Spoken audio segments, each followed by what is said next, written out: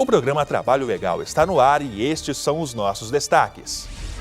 Músicos. Vamos falar sobre a lei que criou a Ordem dos Músicos do Brasil e as regulamentações do exercício da profissão. Você sabia que os efeitos nocivos e cancerígenos do uso do amianto já são comprovados?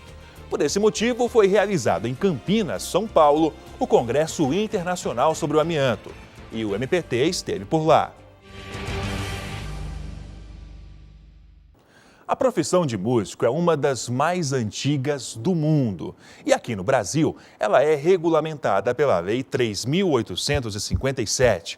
Mas, segundo o Supremo Tribunal Federal, é livre o exercício dessa profissão, independentemente de registro ou licença em entidade de classe. De acordo com o plenário da Corte, a atividade de músico é manifestação artística protegida pela garantia da liberdade de expressão. Em 1960, foi editada uma lei que criou a Ordem dos Músicos do Brasil.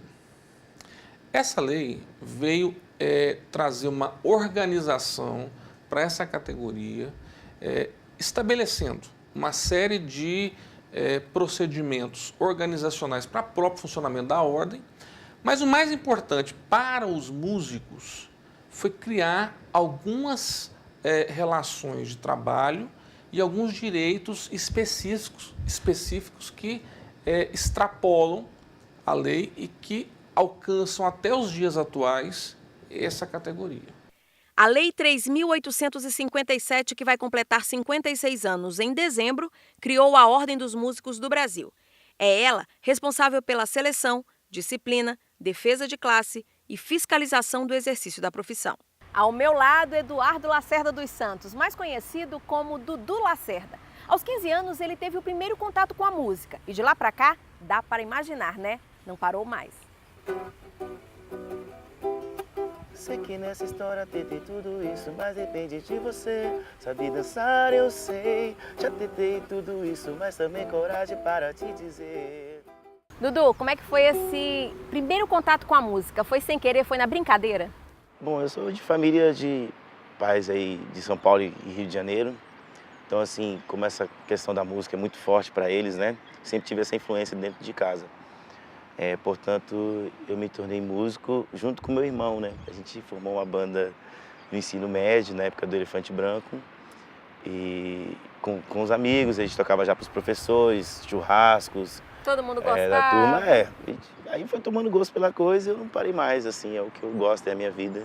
A norma estabelece que a Ordem dos Músicos atuará em todo o país por meio do Conselho Federal e dos Conselhos Regionais, um em cada estado e no Distrito Federal. Esses órgãos estão aptos a entregar as carteiras aos músicos habilitados para exercer a profissão. Existe a Ordem dos Músicos de Brasília, né? Onde, quando a gente está no início da nossa carreira, a gente tem que escolher um instrumento, tem gente que faz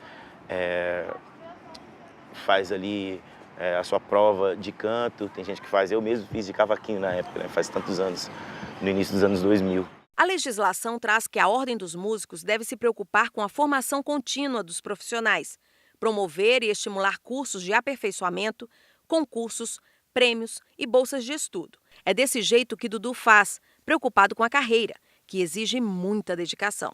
Faço aula de canto, aula de instrumentos também. Nosso dia a dia é mais ou menos isso. E a questão dos ensaios, reuniões, você faz um evento aqui, outro ali. Hoje em dia as bandas têm que se virar, têm que fazer o seu evento próprio, né? Não tem que ficar realmente só com os eventos dos produtores, a gente tem que se reinventar. Então cada dia tem uma reunião, alguma coisa, é uma correria que eu gosto. E bota a correria nisso. Sábado, domingo e feriado, nada de descanso. No caso dele, são 3 bandas e projetos à parte. Quase nunca a gente consegue ter folga nesse sentido. Mas como eu disse, né, é sempre gostoso. Quer dizer, quando todo mundo está descansando, torcendo pelo sábado e domingo feriado, o Dudu tá lá tocando. Mas é uma coisa que já coloquei em mim, né? Quinta, sexta, sábado, domingo é onde esses 4 dias são os dias de estar em cima do palco, de estar com o público. Então eu já adaptei essa rotina. A gente que trabalha com música, né, a gente não se contenta com pouco, né? Então eu, além do Vibra Samba, eu faço parte de outros projetos justamente para flertar com outros ritmos, né? Você encarar com uma coisa sempre prazerosa, com uma coisa que te traz sempre... É um prazer, né? Você estar com o público. A parte do palco, você está em cima do palco com seus amigos, fazendo som, aquela vibração é excelente, eu gosto muito. O advogado ressalta que uma das grandes conquistas da lei é a jornada de trabalho. Está tudo lá, no capítulo 3, artigo 41. Estabelecer regras faz com que, na prática, caiam por terra os abusos. Essa lei fixa a jornada de trabalho do músico em 5 horas, como jornada legal, podendo se estender até 7 horas, mas considerando a sexta e a sétima como horas extras. E estabelecendo outros requisitos para esse exercício da hora extraordinária. Por exemplo, um intervalo de 30 minutos entre o término da jornada normal e o início da jornada extraordinária. Essa regra não existe na CLT para outros tipos de trabalhadores. O que para os músicos, dada a peculiaridade da sua atividade, é bastante relevante. O músico, ele pode ter algum tipo de vínculo através de uma outra contratação que não a contratação regida pela CLT, mas, em regra, o músico que é um trabalhador que presta os seus serviços mediante remuneração, com subordinação ao seu empregador, cumprindo a sua jornada de trabalho, ele enquadra-se na configuração de um empregado. Portanto, ele tem todos os direitos garantidos, tanto pela CLT, quanto por essa lei específica que criou a Ordem dos Músicos do Brasil, por outras leis que possam alcançá-lo. A atuação da Ordem dos Músicos, as exigências, entre elas o registro, a jornada de trabalho, tudo isso é assunto que chega ao Judiciário. Olha só este caso emblemático julgado neste ano pela Justiça Trabalhista do Rio Grande do Sul. O rapaz trabalhou 13 anos numa instituição que promove a cultura gaúcha. Ao se desligar, requereu os direitos não pagos. Para justificar o descumprimento, a instituição informou que ele não tinha registro na Ordem dos Músicos. O magistrado reconheceu que a profissão é diferenciada e obedece à Lei de 1960, que exige essa inscrição. Ressaltou, no entanto, que o requisito formal não impede o enquadramento como músico quando comprovado o exercício da função. E não é o único caso. A opinião sobre a obrigatoriedade ou não do registro gera polêmica. Em 2011, esse foi tema de discussão e votação no Supremo Tribunal Federal. À época, os magistrados, por unanimidade, decidiram que o exercício dessa profissão não está condicionado a prévio registro ou licença de entidade de classe. Em 2014, ao julgar um outro caso, reafirmou o entendimento. Esta discussão levou alguns estados e municípios a criarem leis locais para acabar com a exigência. Teve ainda uma outra situação curiosa em 2012. A Justiça Trabalhista da Paraíba condenou uma empresa a indenizar um músico em R$150 mil por desrespeitar a jornada de trabalho. O valor refere-se às horas extras, adicional noturno, repouso semanal, FGTS e feriados. O profissional contou no processo que foi contratado para trabalhar em um cruzeiro marítimo. Durante as viagens, chegava a tocar o trompete por 11 horas seguidas. A empresa alegou que ele não tinha registro na Ordem dos Músicos do Brasil. Por isso, não haveria por que exigir o cumprimento da jornada específica para a categoria. Na decisão, o desembargador entendeu que, independente da comprovação da inscrição na OMB, ficou demonstrado que o empregado foi contratado para ser trompetista no navio. Há bastante casos na Justiça, inclusive envolvendo artistas famosos, companhias famosas. Estes casos, eles vão desde a discussão daqueles direitos previstos tanto na lei que criou a ordem, quanto na CLT. E aí eu passo por horas extras, adicional noturno, vale transporte e outros direitos, férias, FGTS, 13º. Mas o que mais me chamou a atenção nesses anos de trabalho foram as discussões envolvendo vínculo de emprego. A legislação reservou espaço para tratar de outros aspectos como trabalho acadêmico desempenhado pelos profissionais da área, direitos e deveres dos músicos estrangeiros e penalidades em casos de descumprimentos. Quando a lei fala em músico, o universo é amplo. Trata-se de todo profissional que tenha a música como principal instrumento de trabalho. Por exemplo, grandes intérpretes de canções famosas são músicos. Eles pagam direito autoral por utilizar a obra do outro. Quem toca, e aí não importa o instrumento, também é. E os compositores, aqueles responsáveis pela criação de letras que muitas vezes viram sucesso total e caem na boca do povo. Muita gente pensa que não, mas eles também são músicos. Também fazem parte da categoria os que investem na formação acadêmica e dedicam-se à transmissão de conhecimento. E para fiscalizar tudo o que está na lei, entra em cena a instituição voltada para isso. As atividades do Ministério Público do Trabalho no sentido de estar sempre fiscalizando, buscando ajustar estes profissionais à realidade de cada categoria. E no caso dos músicos, exatamente por conta dessas peculiaridades, como eu acabei de narrar, essa que discute o vínculo de emprego, a participação do Ministério Público é de suma relevância para a gente tentar minimizar essas ações que chegam ao Poder Judiciário. Você com essa mania sensual de sentir e de olhar, você com esse seu jeito contagiante. E foi assim com o Dudu e a música. Ela te conquistou e você se entregou à música, né, Dudu? Isso, graças a Deus. Minha paixão. Depois do intervalo, vamos aproximar você, trabalhador, de assuntos que fazem parte do dia a dia. Não saia daí, voltamos já.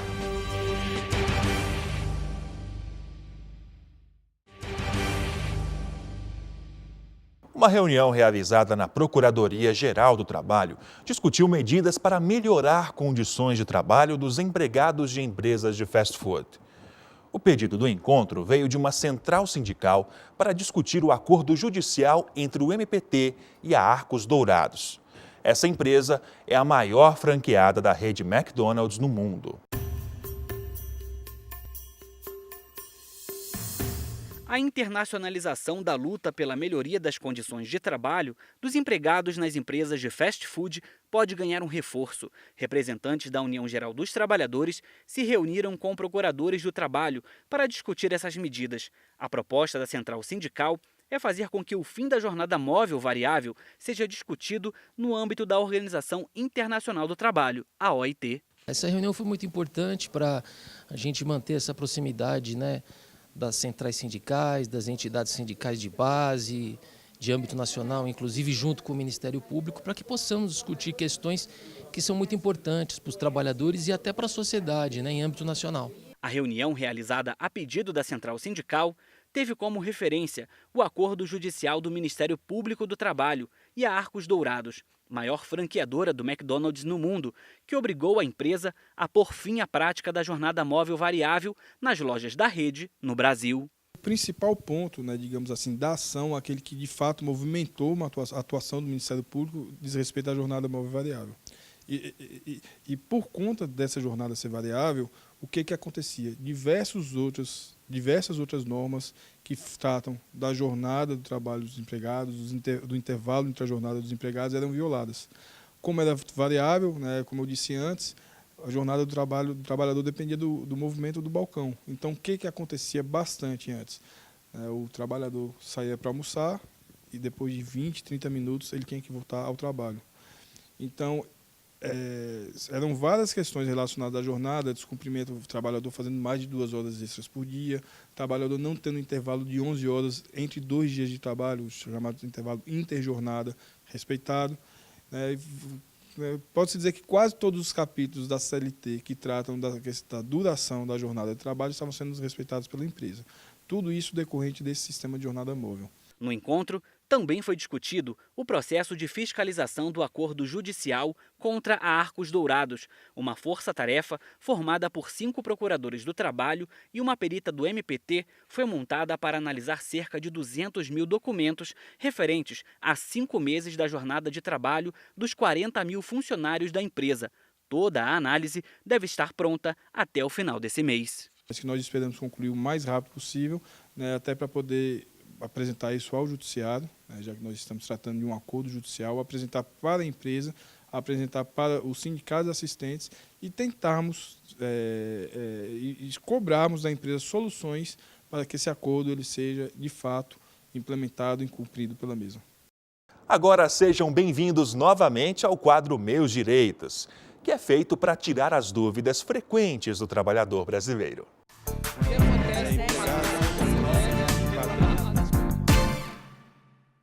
Da mesma maneira que toda criança tem direito ao aleitamento materno, as mães também têm direitos garantidos por lei de amamentar seus bebês. A lei brasileira determina que toda mulher tenha direito a 120 dias de licença maternidade a partir do 8º mês de gestação, sem prejuízo ao salário.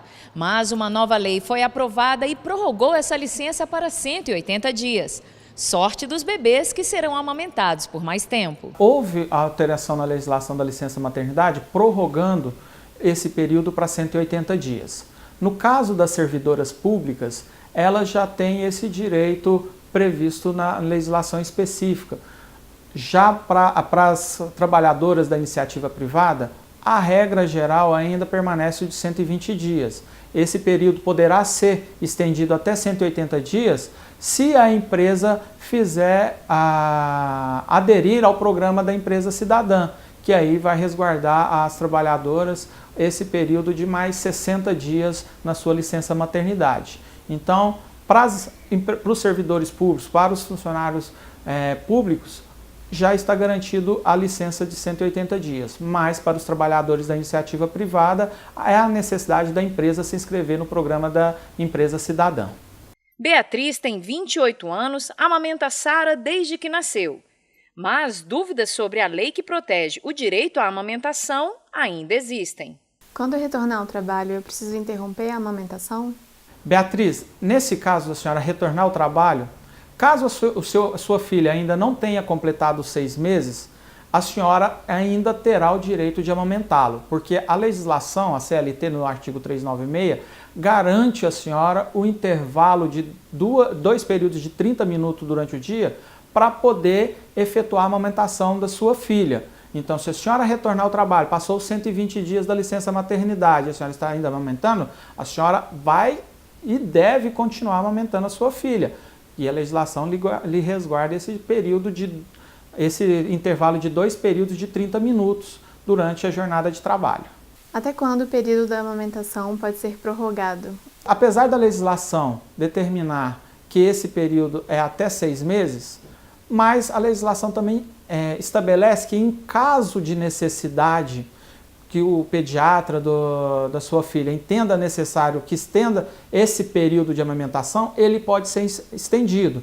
E aí, por esse período que o pediatra da senhora indicar, a senhora vai continuar tendo esses 2 intervalos de 30 minutos durante a jornada de trabalho da senhora. Cabe ressaltar que essa prorrogação do período para amamentação, ele não se confunde com a possibilidade de prorrogar a licença maternidade por mais 15 dias, que isso só é possível em caso de problemas de saúde, seja com a senhora, seja com o bebê, que justifique a prorrogação da licença maternidade, não se confundindo com o período de amamentação. É determinado por lei que qualquer empresa onde trabalhem 30 mulheres ou mais tenha uma creche ou berçário.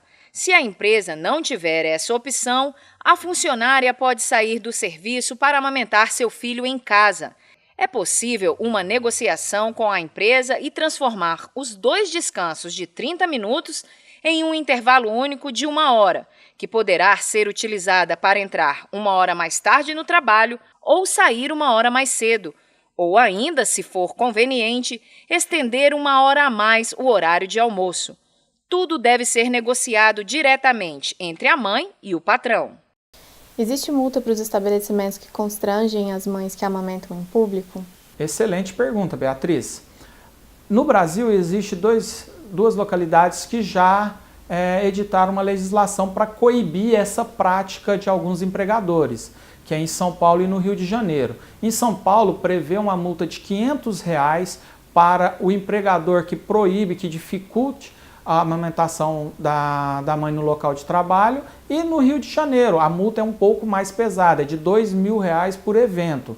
No restante do país ainda não existe essa legislação, mas isso deve expandir para todo o país, uma vez que a legislação prevê o bem-estar e a qualidade de vida do nascituro, bem como da sua mãe. A parte mais legal da lei é que pais adotivos também têm direito à licença amamentação. Toda mulher que adotou um bebê pode tirar a licença maternidade com 2 períodos de 30 minutos cada. Esse direito também se estende à mãe adotiva, porque o intuito da legislação é de promover a amamentação para o nascituro, para o filho, isso não só o leite do peito, o leite materno, mas também através de outras formas de amamentação. Então, se aplica esse direito de amamentação dos 2 períodos de 30 minutos também para as mães adotivas. Se a OMS e o Ministério da Saúde incentivam a amamentação até os 2 anos, como fica a lei nesse caso?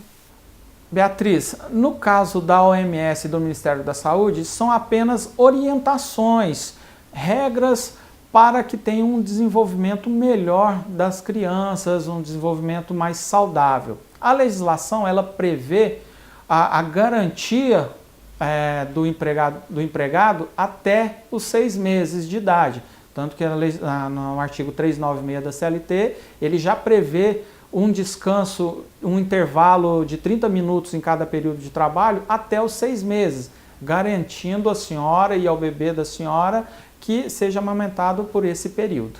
O quadro Meus Direitos foi criado para aproximar você, que é trabalhador como eu, de assuntos que fazem parte do nosso dia a dia e que muitas vezes não temos a quem recorrer. Então, fique ligado, o nosso próximo tema será correção salarial. Até lá! A seguir, o Congresso Internacional sobre Amianto trouxe debates a respeito dos malefícios que a substância pode causar nas pessoas. Fique ligado!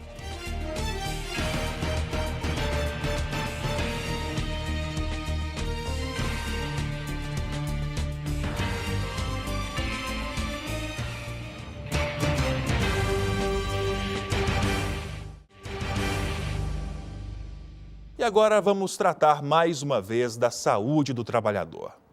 O Congresso Internacional sobre Amianto trouxe debates a respeito dos malefícios que a substância pode causar nas pessoas. Acompanhe na reportagem do nosso enviado especial, Rômulo Andrade. Amianto, uma fibra mineral que há anos é utilizada na indústria brasileira e que muitos sabem que não faz nada bem à saúde. Usada na fabricação de telhas, caixas d'água, tubulações e até mesmo em pastilhas de freio, a substância pode causar problemas no pulmão, no cérebro e até mesmo provocar câncer. Banida em diversos países, a fibra ainda é comercializada no nosso país e foi justamente o tema do Seminário Internacional Amianto, que aconteceu na cidade de Campinas, São Paulo. O evento, apoiado pelo Ministério Público do Trabalho, trouxe debates e soluções para um Brasil sem amianto. É importante nós discutirmos a saúde do trabalhador. O objetivo aqui é discutirmos toda a cadeia produtiva do amianto, desde da exploração do amianto, o beneficiamento até a venda do amianto e o uso em ambientes de trabalho também. Pessoas do mundo jurídico e representantes de entidades sindicais e ambientais que enfrentam o problema participaram dos painéis e palestras. Entre elas, trabalhadores de fábricas de telhas, vítimas que foram expostas ao agente cancerígeno, também falaram de suas experiências. Tinha dia que eu falava para os meus colegas de trabalho, hoje eu comi uma caixa de 1000 litros de pó, porque era muito pó. E esse pó é que ataca a placa pleurais e a asbestose, porque entra na respiração e gruda no pulmão e é onde nós ficamos doentes. Eu, quando entrei na empresa, entrei muito feliz quando eu consegui esse emprego e porque eu trabalhei menos de 4 anos, quando eu saí da empresa, eu chorei porque não queria perder o emprego. E hoje eu agradeço a Deus por ter saído, ter trabalhado pouco tempo, porque muitos companheiros que entraram na época que eu entrei já faleceram e outros estão com CA de pulmão já esperando à beira da morte. Para o presidente do DIESAT, instituição sindical que trata da saúde do trabalhador, o uso de amianto nas fábricas não pode ser mais aceitável. O trabalhador europeu, onde está banido o uso do amianto, não é melhor que o trabalhador brasileiro. A vida do trabalhador europeu e a vida do trabalhador brasileiro, para nós, tem o mesmo significado. Então, não é justo que bane na Europa, bane no primeiro mundo e coloca os trabalhadores brasileiros para serem vitimados. O estado de São Paulo foi o primeiro a ter uma legislação que proíbe o uso do amianto. Desde 2007, nenhum trabalhador pode ter mais contato com a fibra mineral. Além de grande exportador, o Brasil foi o terceiro maior consumidor no ano de 2015, ficando atrás só da Rússia e China. A comunidade mundial reunida no evento discutiu o porquê do Brasil ainda não estar entre os 59 países que já baniram o material. De acordo com o presidente da Associação Brasileira dos Expostos ao Amianto, a ABREA, o seminário foi mais um passo para a tão esperada resolução. Estamos desde 1997 correndo atrás desse banimento. Já conseguimos avançar bastante, mas ainda falta alguma coisa para que termine o banimento do amianto. A decisão está pendente, de julgamento pelo Supremo Tribunal Federal. Nós aguardamos que essa decisão venha em breve, mas eu acho que também essa mudança ela pode vir a partir dos empresários, dos próprios empresários. Já existe a fibra sintética que substitui o amianto. E temos que sempre ter em mente que antes da discussão econômica tem que vir a discussão da saúde do trabalhador. Então, o objetivo primordial é esse, é buscar uma conscientização sobre os riscos à saúde, riscos até de morte, de todos aqueles que lidam com o amianto como meio de trabalho. Esta edição vai ficando por aqui, mas lembrando que a sua participação é sempre muito bem-vinda. Envie uma sugestão de reportagem. trabalholegal.pautas@gmail.com é o nosso contato. E claro, as informações do Ministério Público do Trabalho não param por aqui. Acesse o nosso site www.mpt.mp.br e também o Facebook ou o canal no YouTube.